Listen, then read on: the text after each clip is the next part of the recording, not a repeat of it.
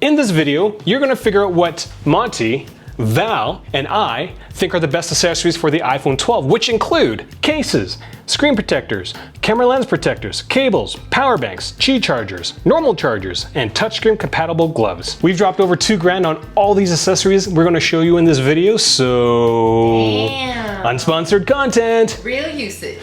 Roll the review!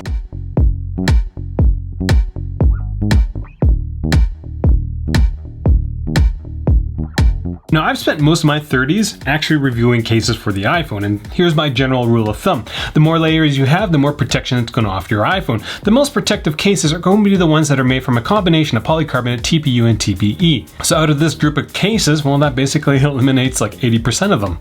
And we're left with this handful. Now, if you remove the ones that handle like bars of soap, you're left with the Mouse Limitless 3.0, the Clarity, as well as the Casetify Ultra Impact. Now, with the Casetify Ultra Impact, it's got oversized corners, so it improves the handling, and the biggest benefit on top of the ultra protective case from my perspective is that you can customize these products however you want. Now the next product, and this is my go-to product, will be the Mouse Limitless 3.0. It's tough and allows you to max out the functionality of your iPhone with mounts, SIM card storages, wrist straps, and wallets. That's my general rule of thumb when it comes to cases. Now there are a lot of outliers, we'll say, you know, products like this loopy case, which isn't as tough. It's a single layered case, I believe, but it has this loop on it, which makes using your iPhone incredibly easy. Like, you don't really need a tough case. If your iPhone's falling, there's a good chance that you're falling with it. Now, another case that is similar to this loopy case is going to be this Otter Plus Pop case. And everybody loves the pop socket, right? But the thing with the pop socket when compared to the loopy is that it takes 2 fingers, whereas in this only uses 1. But I know a lot of people love this, and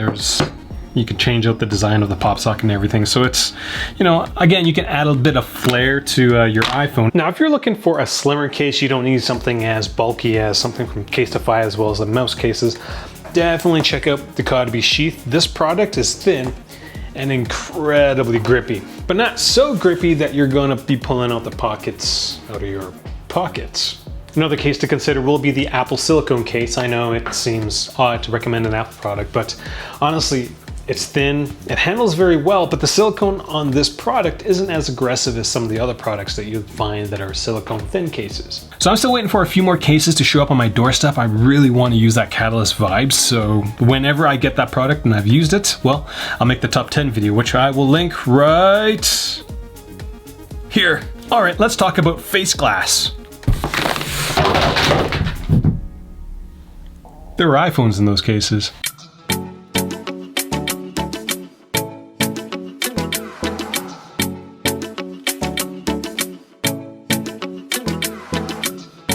Now, when it comes to screen protectors, even with the tougher ceramic shield, and you'll notice this iPhone 12 is busted, it's because I took a force meter to it to see how much stronger this iPhone 12 is to my iPhone 11s, and it definitely is. Do check that video out. But a screen protector, I think from my perspective, is still necessary because you are really going to hit yourself when the tougher screen does actually scratch, and it will. Also, if your screen does get scratched, you can just cover it with a screen protector and it kind of hides it so that your iPhone 12 looks brand new again. Did you know that Belkin introduced a new pane of glass for the iPhone 12s?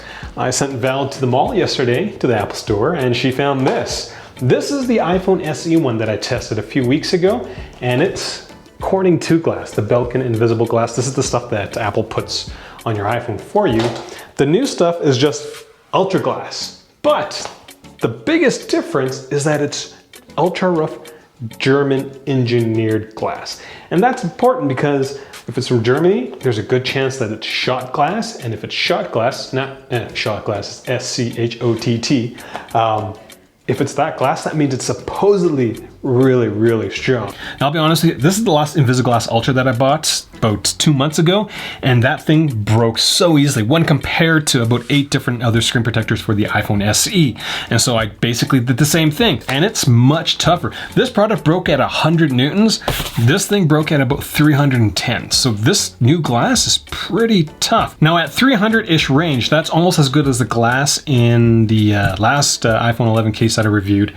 The Phone Rebel case, and it's almost on par with the Flolab Nano nano armor that I just oh so love and still love for the iPhone 12s because, well, the screen protector is bigger on the Flow Lab and it is just as tough, if not just a bit tougher. This product broke at about 310 newtons. The Flow Lab broke at about 350 on average, and this thing is 5% smaller. So you get more glass for less money for your iPhone 12. Honestly, I'm just surprised that companies up their products for the iPhone 12s. Usually they just spit stuff out all the time. Well, I guess I can't really use Zag as an example. They did bump up their glass for the iPhone 11s, but most companies don't. Now, both of these products will scratch around 6 to 7 on the Mohs scale. So if you absolutely hate scratches, then you'll definitely have to check out the Shellrest Sapphire screen protector.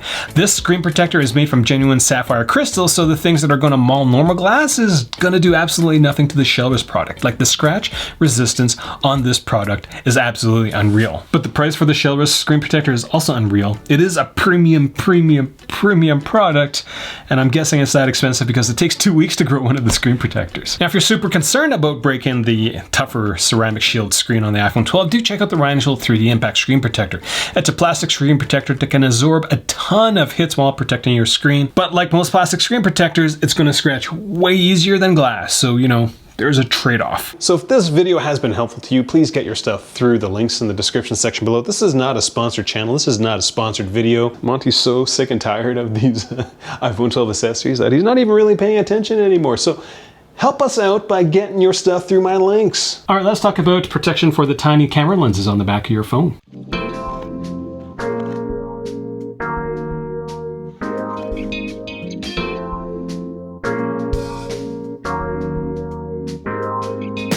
Now, I know when it comes to accessories, some may think that camera lens protectors might be the least useful accessory out there. I kind of lean more towards that because I personally haven't broken a camera lens or scratched one accidentally on an iPhone, and well, I'm not kind to my devices. But for those who have, getting a camera lens protector might be worth it for 2 reasons. The first one is, well, if you get the right one, then it's going to offer a lot of scratch resistance. And the second thing is, well, if you want to pimp out the look of your iPhone, I've got some silver camera lens protectors on my black graphite iPhone 12 Pro. Looks pretty sweet. Now, if you just care about protection, out of the 4 that I tested between the Zag one, the Shellrest, the Rhinoshield, and the Spigen one, the Shellrest is, again, like the last section, made from sapphire crystal, which means it's going to provide amazing scratch protection for your iPhone camera lenses. Every other camera lens is going to scratch around 6 to 7. This plastic thing from Zag scratches at like 3 and will come off over time by itself. Now, I've done a quite detailed review. I've broken and scratched all these products with actual iPhones on them. I actually scratched the iPhone lens at the same time. So do check out the video if you need all the details in this roundup. I'm just going to make it short and sweet. This one's the best one. What's next, Monty? What should we talk about? Bubbles? Okay.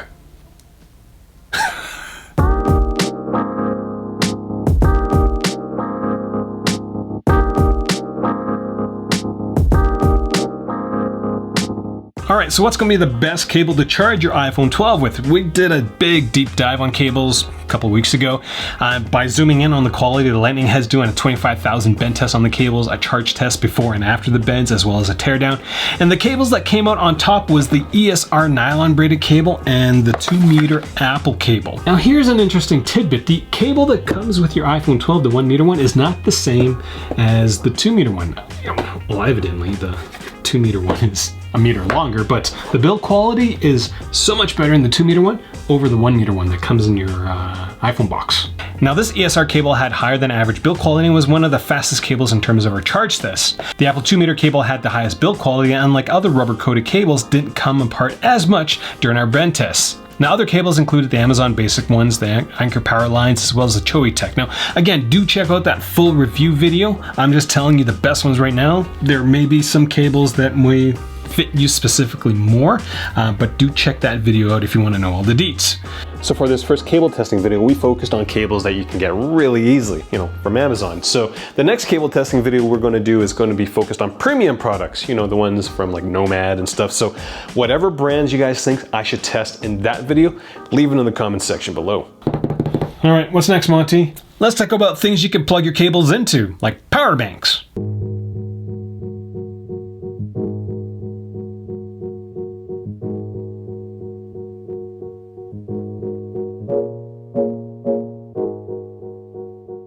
Now, I'll be honest with you, power banks are a pain in the butt to review. Why? Because they are a dime a dozen, and there really isn't that much difference between this product and that product. Even products from like a larger brand like Anchor, there's very little difference between them, and sometimes they don't even make sense, the features that they have on their products. Both these products are marketed for the 11s and 12s, but none of them charge via USB-C. So now with all these power bank products, we went and measured the charge that went into the battery pack as well as the charge that came out of the battery pack into our devices. It took a really long time to get this part of the video done. Also, companies love marketing fluff. Like this Mophie power station says it has a 5,000 milliamp hour battery, which sounds amazing. But when we put our meter to it and charged it, it only holds about 3,500 milliamp hours. And then we took the same meter and then we charged our iPhones with it, and it only gave my iPhone 2,800 milliamp hours. That's like Mo's level marketing fluff. And that's just not for Mophie, that's for every one of these products. You got theoretical rate, you got the storage rate, and you got the rate that actually goes in your device, which is almost 50% of the theoretical rate. Like, it's sick. Now, some of you might be wondering, why didn't you go with bigger power banks? Well, I wanted accessories that were generally the same size as the device that I was accessorizing, right? So there's really nothing higher than 10K in this video. Like, I could have gone higher, could have went with a 30K, but honestly, who's going to be carrying this on a day-to-day basis? Like, this is a monstrosity of a power bank. And it just doesn't make any sense to have a 30K power bank for your iPhone. It really just doesn't. It's so heavy. So out of my relatively sized iPhone 12 power banks, the best one you can get in this lineup is the IonGo 5K Duo by Moshi. There are just so many great things about this product because, well, it's small, there's built-in USB-C and lightning cables, and the 5,000 milliamp hour battery holds a usable charge of about 3,600, and only 2,900 of that goes into your iPhone. But the cherry on top of this power bank is that you can charge the battery and the iPhone at the same time. So it's just a very handy, portable power bank. But the downside about this product is that it charges at, what wattage, Monty? 5. It's very slow. But you gotta weigh the pros and cons. All in one package, all you had to do is find a charger, no cables, very small, or slightly slower charging. Now, in a close second from my perspective would be the Otter Spot. This modular battery pack / G charger is a bit pricier, but you don't ever need to use any sort of cable to charge your O spots or your device. You can use a cable, but you don't have to, which is a good thing. Now, if you've been with my channel long enough, you know that I really like modular accessories, and so this Otter Spot definitely hits the spot. The downside is that these portable pucks don't really have much juice to them. I pulled 900 milliamp hours in my charge test with this product, which is less than half the charge on an iPhone 12. So Monty's the brain behind the entire channel, so he's told me to tell you guys that in order to support him, you need to use Monty's links down in the description below to get all your stuff, because, well, unsponsored content. No, I know, I cheat a little bit with the Otter Spot in this section because it's a half battery pack, half cheat charger. So in this next section, we're gonna talk about the best product to charge your iPhone in the worst way.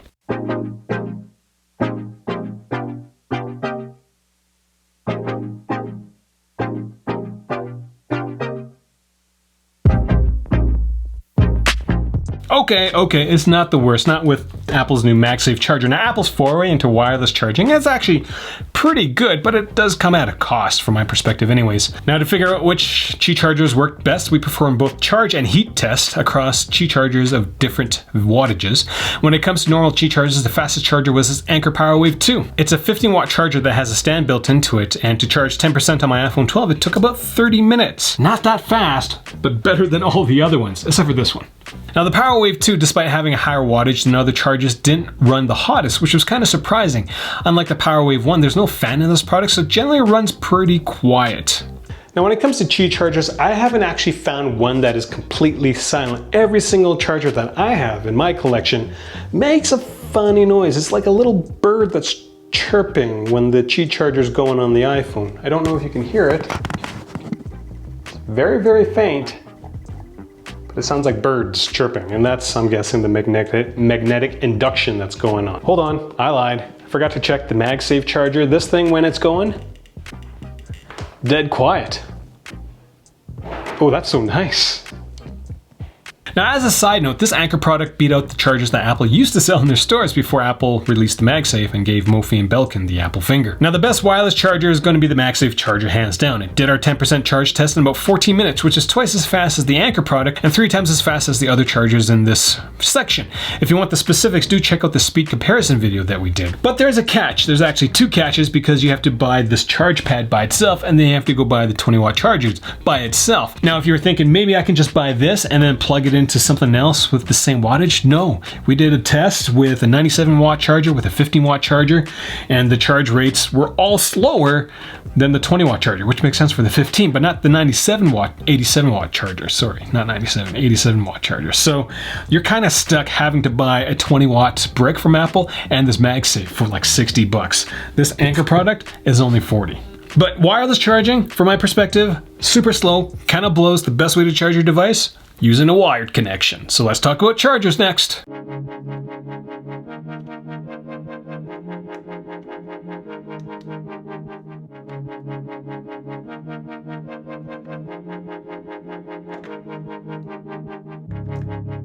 Now, when it comes to wired in the socket chargers, there's only one that you should get if you're planning on getting the MagSafe wireless charger, and that's the 20-watt charger that Apple sells. Apple has semi-tuned this product to work incredibly well with the MagSafe wireless charger.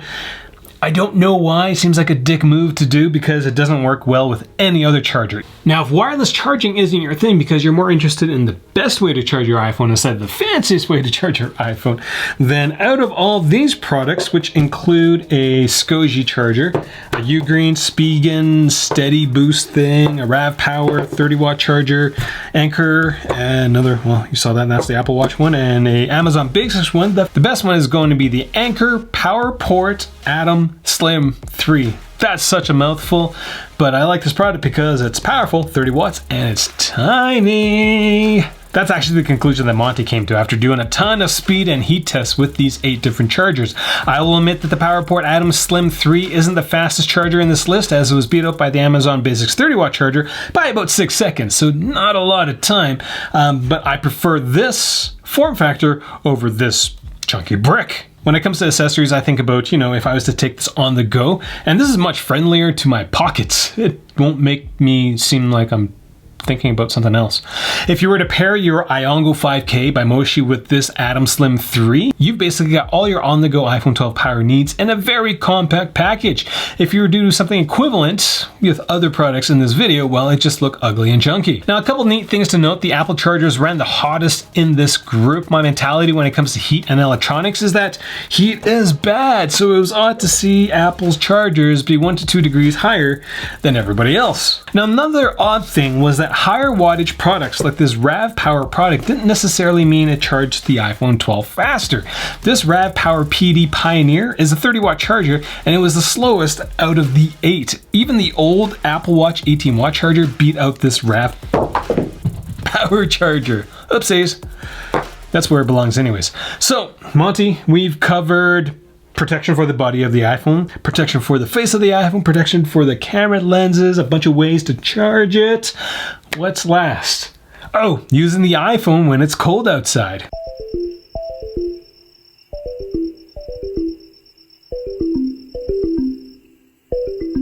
Now, when it comes to the best gloves to use with your iPhone 12, most of the products that we've been using over the last year are just borderline terrible. Basically, it's the equivalent of choosing between eating slightly raw cooked chicken or just cooking raw chicken that's been left on the counter for like 8 hours. Like, both options aren't great, and that's kind of the parallel I draw with these gloves. If you're planning on being outside a lot in the cold with your iPhone, it might be better to just get yourself a cheap stylus instead of going with a pair of gloves. With most of these gloves anyways, a stylus with our recommended product would probably go very well using your iPhone out in the cold. Now, out of the 10 pairs of gloves that Val and I have been using over the last year, which include products from Nike, Under Armour, North Face, Burton, O0, Head, and NerdPow. Yeah, this product's called NerdPow. The best glove that we used was the North Face Oxford E-Tip glove. Specifically, the Oxford E-Tip, because the North Face Gordon E-tip glove that I used was absolutely terrible. Now Val and I figured this all out after using them all last winter and this fall. We even washed them and dried them a bunch of times in the dryer, which you're not supposed to do, but we did anyways. And the Oxford E-tip generally worked. Generally in the sense that you can unlock your device with this and occasionally text with the product. The Oxford E-tip gloves would still kind of result in the wrong button being pressed when typing on the iPhone. A solution around this annoyance is to, well, get used to the swipe keyboard and just hope that your iPhone can interpret your swipes. Yeah, it's just spent so much money on these gloves and they're just all so terrible. So yeah.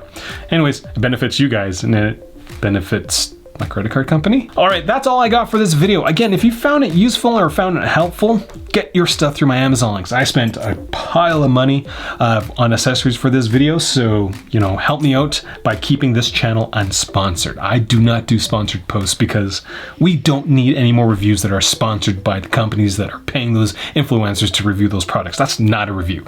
That's just me being really passionate about it. Anyways, first time watching my videos, click subscribe, hit the notification bell so that every single time Monty shows up on YouTube, you get notified.